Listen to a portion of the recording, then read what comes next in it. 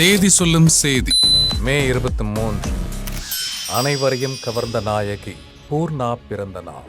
நடிப்பு, நடனம், மாடல் என பன்முக பயணம் கொண்டவர்.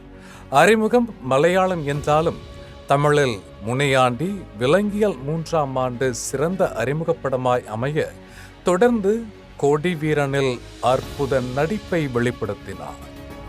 காப்பான், தலைவி, தசரா, டெவில் என முத்திரை பதித்து தன் அதீத நடிப்பால் ரசிகர்களை கவர்ந்த நாயகி பூர்ணா மற்றும் இன்று பிறந்தநாள் கொண்டாடும் அனைவரையும் வாழ்த்தி மகிழ்கிறது ஜெயா மேக்ஸ் தொலைக்காட்சி.